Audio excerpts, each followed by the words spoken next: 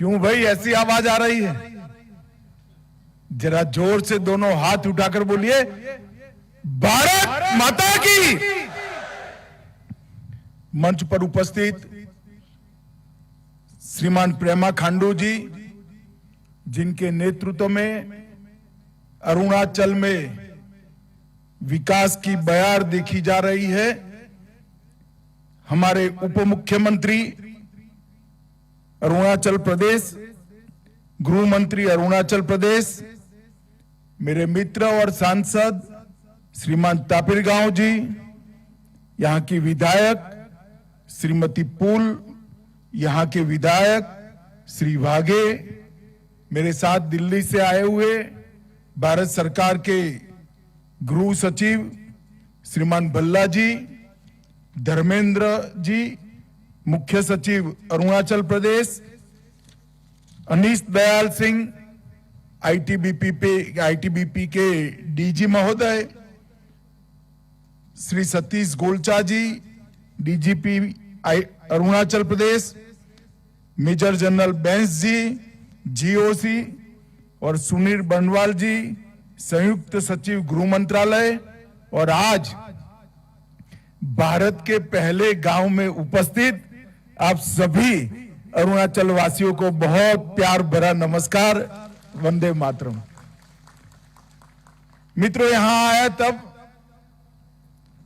रास्ते में वेदर कैसी होगी कैसी नहीं होगी, असम से उड़ते वक्त बीच में उतर जाना पड़ेगा ऐसी आशंका थी, मगर आप लोगों का प्यार ही है जो वेदर को भी ठीक कर दिया और मुझे भी यहां पर ले आया। मित्रों, आज आते आते भारत की पहले गांव के छोर पर इन पहाड़ियों की ऊंचाई के बीच में से आते हुए सैकड़ों झरनों को दाई और बाई और देखा। इस कुदरत की कृपा जो यहां पर है, इसको देखा और मन संतोष और आनंद से, हृदय से भर गया। मैंने यहां उतरते ही मेरे मित्र प्रेमा खांडू को कहा कि प्रेमा जी, आप यहां एक घर ले दीजिए, जब मैं बूढ़ा हो जाऊं तब यहां पर रहने के लिए आ जाऊं, ऐसा एक घर लेकर रख दो।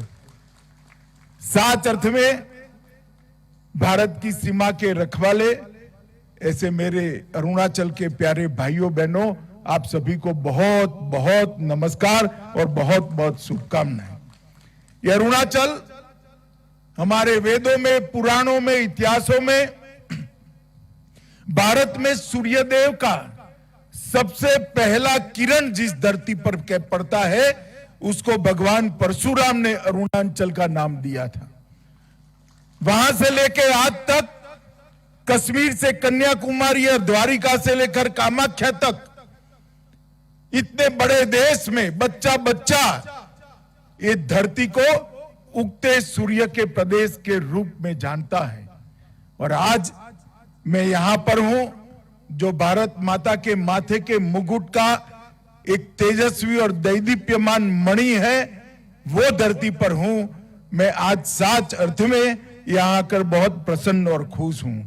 मित्रों, किबुथु की ये धरती जहां से भारत की शुरुआत होती है, और एक गांव भारत की शुरुआत का गांव। प्रधानमंत्री जी ने पूरी बात को अलग तरीके से सम्मान के साथ रखा है। पहले जब मध्य भारत से कोई आता था तो कहता था कि मैं भारत के अंतिम गांव में जाकर आया, और अब जब यहां जैसे मैं वापिस जाऊंगा, मेरी पोती को बताऊंगा कि मैं भारत के पहले गांव में जाकर आया हूं। ये जो कंसेप्चुअल चेंज है, ये दृष्टिकोण का जो बदलाव है, वो बदलाव माननीय प्रधानमंत्री जी के मन में सीमा पर कठिनाई का जीवन जीते हुए, हमारी देश की सीमाओं की सुरक्षा करते हुए, हमारे जवान, हमारी सेना के जवान, हमारे सीमा सुरक्षा अलग अलग बलों के जवान और यहां के नागरिक जो सीमा की सुरक्षा करते हैं, उनके प्रति आदर और सम्मान का एक दृष्टिकोण है। मैं यहां आया हूं तब सबसे पहले किबुतु में जो 62 की लड़ाई में हमारे 21 अक्टूबर 1962 को तत्कालीन कुमाऊं रेजिमेंट के 6 अधिकारियों ने यहां पर जो बहादुरी से लड़ाई लड़ी और जिस वीरता के कारण भारत की भूमि की रक्षा हो पाई, इस सभी को मनपूर्वक स्मरण कर कर श्रद्धांजलि देना चाहता हूं। संख्या में तो वो छोटे थे, हथियारों में भी छोटे थे, मगर देश भर के और दुनिया भर के 1963 में टाइम मैगजीन में भी लिखा कि जो किबुतु में लड़ाई हुई, वो लड़ाई के अंदर भारतीय सेना के पास हथियार तो कम थे, मगर वीरता समग्र विश्व की सेनाओं से सबसे भरपूर वीरता थी तो भारतीय जवानों में थी।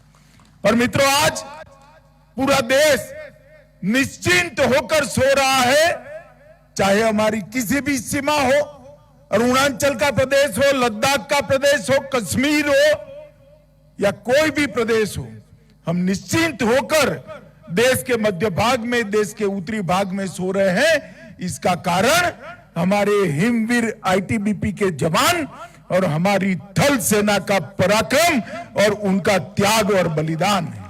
उन्हीं के कारण कोई भी हमारी सीमा पर आंख उठाकर देख नहीं सकता। और आज हम गर्व के साथ कहते हैं, वो जमाने चले गए जब भारत की भूमि का कोई अतिक्रमण कर सकता था। आज 100 की सुई की नोक जितनी भूमि का भी अतिक्रमण कोई नहीं कर सकता, क्योंकि आईटीबीपी और भारतीय सेना यहां पर उपस्थित है। यहां पर 13,000 फुट की ऊंचाई पर कठिनाई के साथ अपने युवानी को बिताते हुए, अपने परिवार से दूर, बूढ़े माँ बाप और छोटे बच्चों के से दूर रहकर देश की सेवा कर रहे वो सभी जवानों की त्याग, बलिदान, शौर्य और उत्साह को और देशभक्ति को मैं 2 हाथ जोड़कर प्रणाम कर कर मेरी बात की शुरुआत करना चाहता हूं। मित्रों, अरुणाचल में जब भी मैं आता हूं तब हृदय देशभक्ति से भर जाता है, क्योंकि कोई भी अरुणाचल वासी सामने मिलता है तो नमस्ते नहीं कहता है, वो जय हिंद बोलकर एक दूसरे का अभिवादन करते हैं। और यही जो जज्बा है आपका, इसने भारत के साथ अरुणाचल को जोड़ कर रखा है। 1962 की लड़ाई में यहां से जो कोई भी अतिक्रमण करने आया था, उनको वापिस जाना पड़ा। इसका कारण आपकी देशभक्ति है। और पूरा देश अरुणाचल वासियों की देशभक्ति को बहुत मन के साथ सलाम करता है, सैल्यूट करता है। और मैं भी अरुणाचल वासियों की इस देशभक्ति को प्रणाम कर कर मेरी बात को आगे बढ़ाना चाहता हूं। मित्रों, आज यहां पर इस गांव में वाइब्रेंट विलेज में समाया गया एक गांव है, चाहे किबुतु हो चाहे कुहा हो, ये सभी गांव एक जमाना था। 10 साल पहले चिंता हो रही थी कि गांव खाली यार हो रहे हैं, परंतु मोदी जी ने इस गांव के अंदर विकास को पहुंचाने का काम किया। अभी मैं आते वक्त देख रहा था, महिला सेल्फ हेल्प ग्रुप की बहनों ने बनाई हुई चीजों को, सभी बहनों को रोजगारी मिले, इसके लिए भारत के सबसे पहले गांव पर, सीमा के सबसे पहले गांव तक रोजगारी पहुंचाने का काम ये भारतीय जनता पार्टी की नरेंद्र मोदी सरकार ने किया है। और मोदी जी अब जो वाइब्रेंट विलेज कार्यक्रम लेकर आए हैं, उत्तरी भूभाग की सीमा 4 राज्यों और एक यूटी के 19 जिले, 46 ब्लॉक और 2967 गांवों में ये वाइब्रेंट विलेज कार्यक्रम शुरू हो रहा है। इसका पहला हिस्सा 662 गांवों में और 46 ब्लॉकों में शुरू होगा। लगभग 1,42,000 की आबादी, 1,82,000 की आबादी इसकी लाभार्थी होगी। 2022 से लेकर 2026 तक 4800 करोड़ रुपया खर्च किया जाएगा। 11 जिले, 28 ब्लॉक और 1451 गांवों को प्रथम स्टेज में, जो प्रथम हमारा चरण है, प्रथम चरण में समाहित किया गया है। इसमें 3 स्तर पर गांवों के विकास की काम है। सबसे पहले गांव के व्यक्ति का विकास। जब तक व्यक्ति का विकास नहीं होता तब तक गांव खाली होना बंद नहीं होगा। हर गांव में बसे हुए, हमारे वाइब्रेंट विलेज में बसे हुए हर व्यक्ति की सुविधाओं की चिंता भारत सरकार करेगी, अरुणाचल सरकार करेगी। विभिन्न योजनाएं जो हैं, चाहे बैंक अकाउंट खोलना है, चाहे बैंक पहुंचानी है, चाहे बिजली पहुंचानी है, चाहे शौचालय पहुंचाना है, चाहे घर के अंदर गैस पहुंचाना है, चाहे रोजगारी देनी है, इस सभी योजनाओं में 100% पूर्तता ये 3 साल के अंदर हम वाइब्रेंट विलेज के अंदर कर देंगे। इसका मतलब इस सीमावर्ती गांव में एक भी घर ऐसा नहीं रहेगा जहां जल नल से नहीं पहुंचेगा, जहां बिजली नहीं होगी, जहां गैस का सिलेंडर नहीं होगा और जहां पर रोजगारी के लिए अनेक प्रकार के नए कार्यक्रम शुरू नहीं किए होंगे। यहां पर सस्ती दवाइयां भी मिलेगी, सस्ता चावल भी आप तक, मुफ्त चावल भी पहुंचाया जा रहा है। ये सारी योजनाओं की 100% पूर्तता इस वाइब्रेंट विलेज के अंदर होगी। इसके साथ साथ वित्तीय समावेशन और आर्थिक अवसरों को बढ़ोतरी देने का काम भी होगा।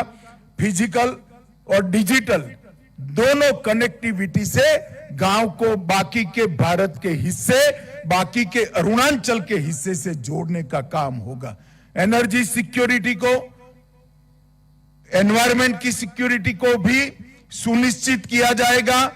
पर्यटन और स्थानीय संस्कृति और स्थानीय भाषा को भी इसका संरक्षण और संवर्धन करते हुए ये गांवों को एक 100% रूप से अपनी संस्कृति की रक्षा कर पाए, इस प्रकार के गांव हम बनाएंगे। इसका दूसरा लक्ष्य होगा पलायन रोकना।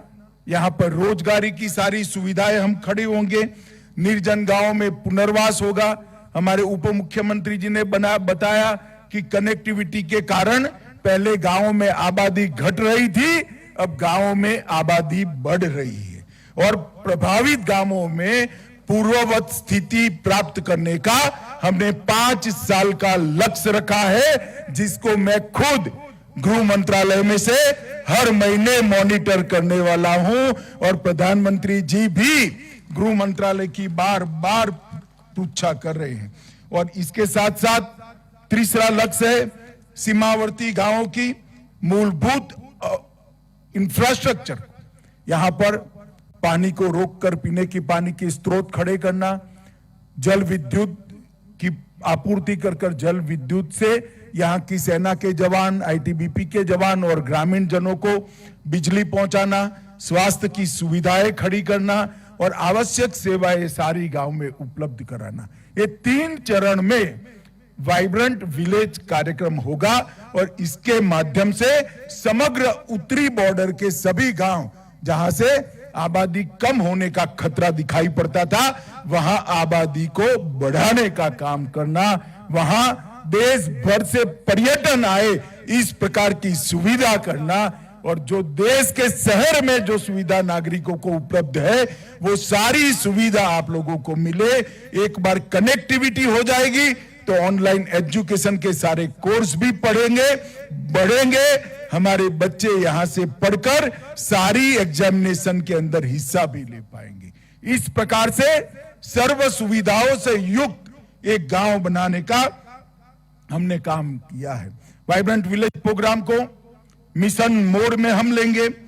वाइब्रेंट विलेज एक्शन प्लान तैयार कर दिया गया है। केंद्र, राज्य, जिला स्तर पर और ब्लॉक स्तर पर प्रशासन, इससे नीचे भी ग्राम सभा और पंचायत स्तर की भागीदारी और जिम्मेदारी दोनों सुनिश्चित कर ली गई है और सभी योजनाओं का कन्वर्जन 100% हो, इस प्रकार की इस योजना को इंटीग्रेटेड और कोऑर्डिनेटेड तरीके से तैयार किया गया है।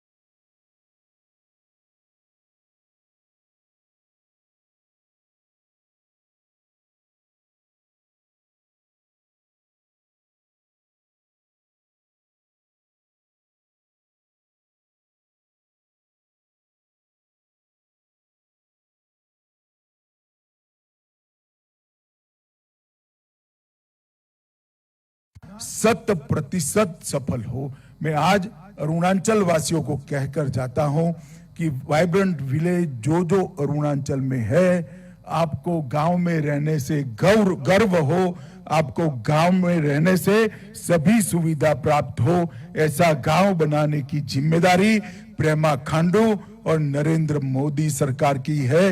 ये मैं आज आपके बीच में वादा कर जाता हूं। माताओं, भाइयों, बहनों, यहाँ पर 9 मिनी हाइड्रो इलेक्ट्रिक प्रोजेक्ट्स का भी उद्घाटन हुआ है। लगभग ये 9 परियोजना पूर्ण हो चुकी है।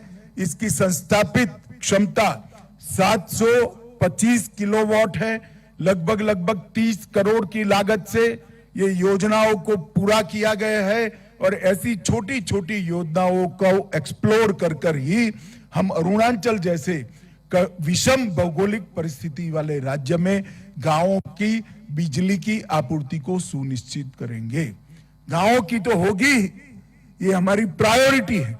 इसके साथ साथ सीमा पर बसे हुए आईटीबीपी के हमारे हिमवीर और हमारी भारतीय सेना के हर जवान को भी सभी सुविधा इतनी ऊंचाई पर ठंडी में मिल पाए, ठंड में मिल पाए, इस प्रकार की व्यवस्था इस योजनाओं से होगी।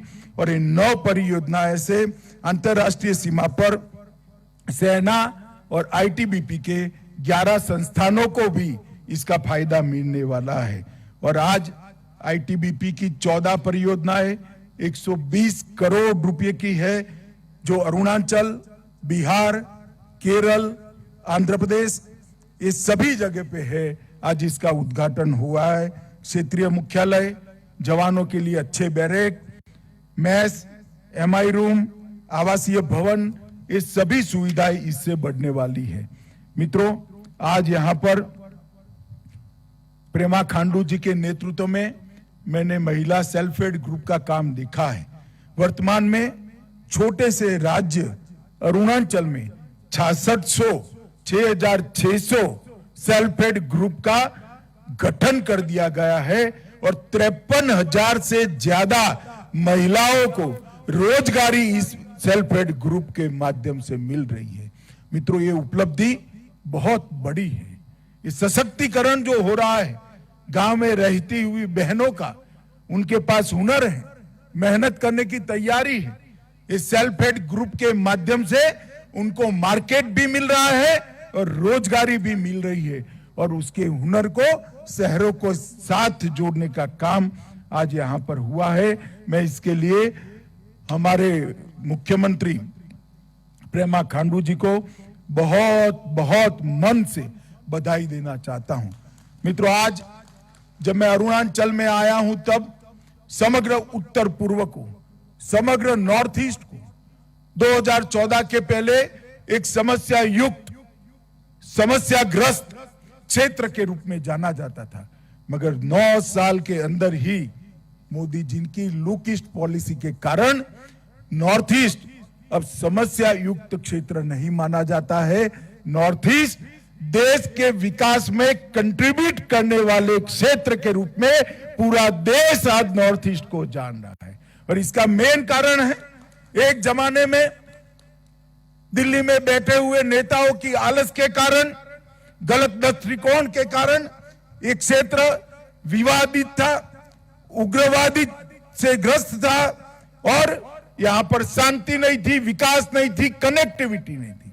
आज विवाद समाप्त हो रहे हैं, उग्रवाद समाप्त हो रहा है और विकास और शांति के नए युग की शुरुआत हो रही है।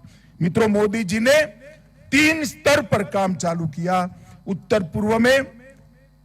पूर्व की अभूतपूर्व सांस्कृतिक विरासत का संरक्षण किया, विवादों को शांत कर शांति की स्थापना की। 8,000 से ज्यादा उग्रवादी सरेंडर कर चुके हैं 9 साल में। ये बहुत बड़ी उपलब्धि है और 2014 की तुलना में कहे तो 2022 में हिंसा में 67% की कमी आई है। सुरक्षा बलों के हताहत होने में 60% की कमी आई है और नागरिकों की मौत में 83% की कमी आई है और ये बहुत बड़ी उपलब्धि है। हमने उत्तर पूर्व में शांति के लिए ढेर सारे समझौते किए। असम अरुणाचल प्रदेश का अंतरराज्यीय सीमा समझौता पर होने की कगार में है। ब्रू समझौता किया 2020 में, जिससे 40,000 परिवार 30 साल से अपने ही देश में गुलामों जैसी जीवन जी रहे थे, उनको त्रिपुरा में पुनर्वसन किया गया। NLFT का समझौता हुआ 2019 में, जिसमें ढेर सारे युवाओं ने हथियार डाल दिए। बोडो समझौता हुआ 1500 करोड़ का विकास का पैकेज दिया गया और 1615 युवाओं ने अपने हथियार डाले। कार्बी आंगलोंग का समझौता हुआ, 1000 से ज्यादा सशस्त्र कैडर ने अपने हथियार डाले हुए 8 आदिवासी समूहों के साथ समझौता किया। इसमें 1182 कैडर ने हथियार डाले।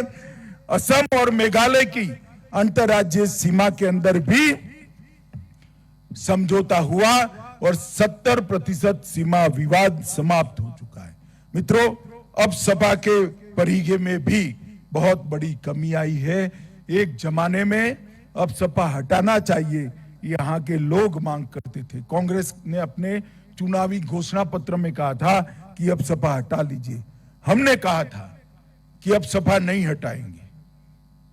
सेना और सशस्त्र बलों के लिए जरूरी कानून है, परंतु हम ऐसी स्थिति रखेंगे कि अब सपा लगाना ही न पड़े। और आज मैं बड़े आनंद और गर्व के साथ कह रहा हूं कि 70% नॉर्थ ईस्ट के अंदर से अब सपा को हटा लिया गया है। आज अब सपा नहीं है और वो दिन दूर नहीं है कि समग्र उत्तर पूर्व के अंदर से अब सपा को हटा लिया जाएगा। सेना के जवानों का सम्मान हो रहा है, सशस्त्र बलों के जवानों का सम्मान हो रहा है और शस्त्र लेकर जो युवा घूमते थे, आज वो मेन स्ट्रीम में आकर मोदी जी के नेतृत्व में भारत के विकास के काम में लग गए हैं। ये हमारी नीति है। सीमा के लिए भी लगभग 15,000 किलोमीटर से लंबी भूमि सीमा को हमने सुरक्षा की दृष्टि से कोई इसके अंदर कोई लोग गोताही नहीं बरतते।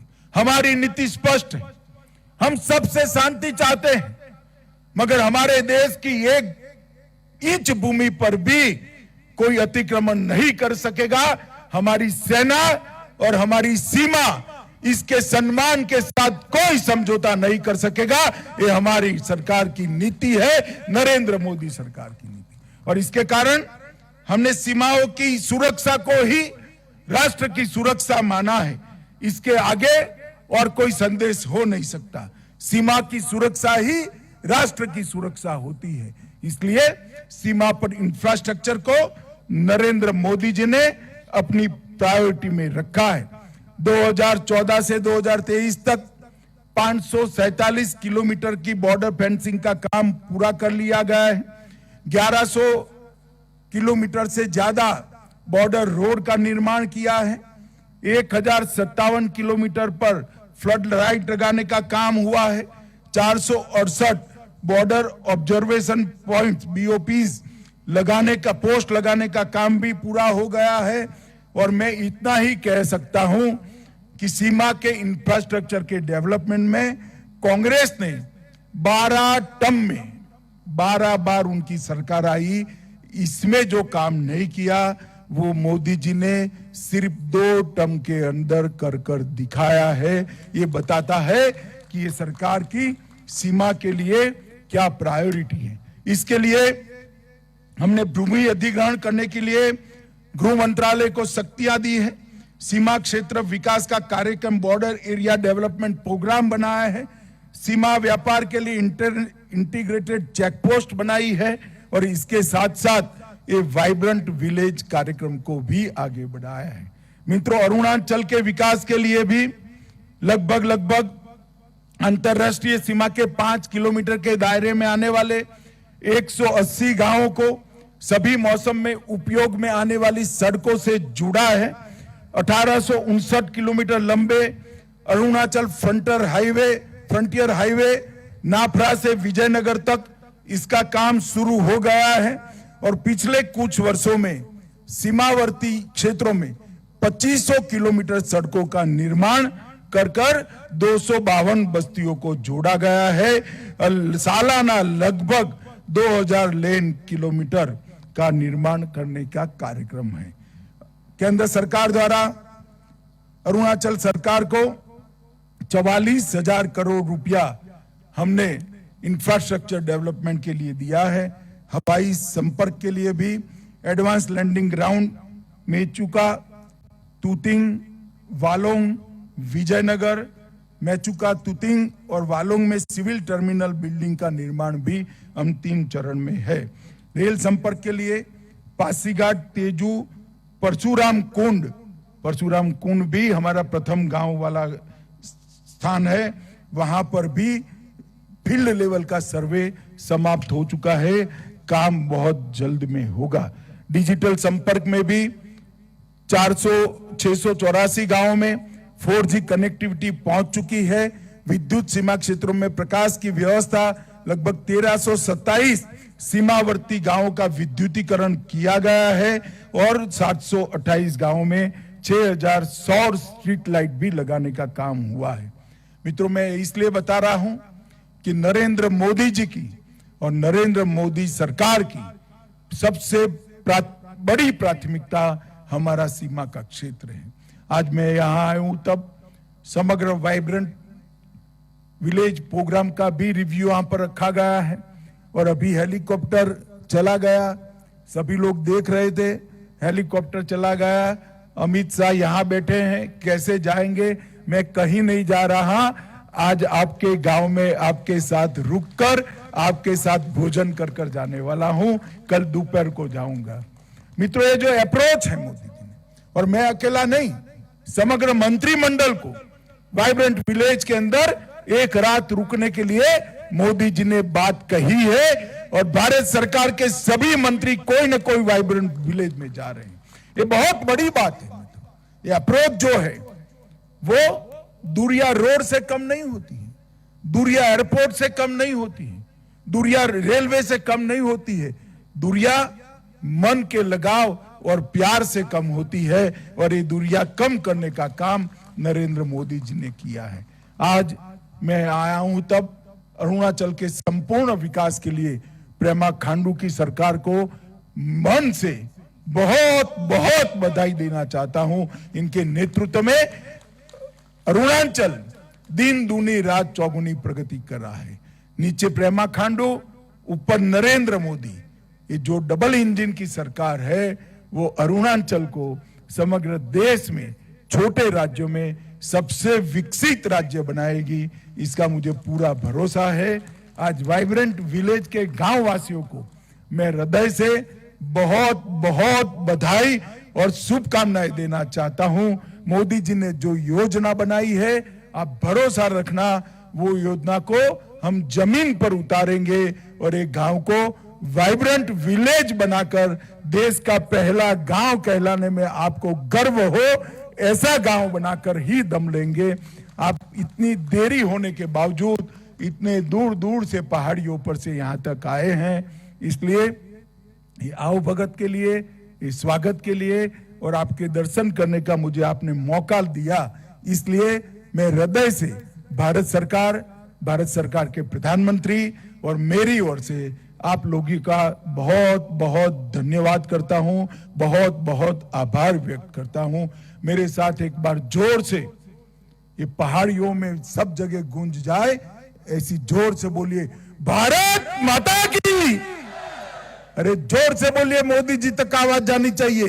दोनों हाथ उठाइए, मुट्ठी भींचे और प्रचंड आवाज से बोलिए भारत माता की, भारत माता की, भारत माता की। जय हिंद।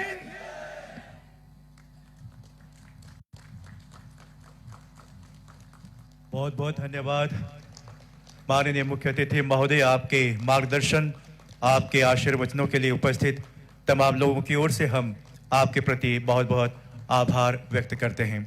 पुनः आपका अभिनंदन, आपका स्वागत, बहुत बहुत धन्यवाद। और अब हम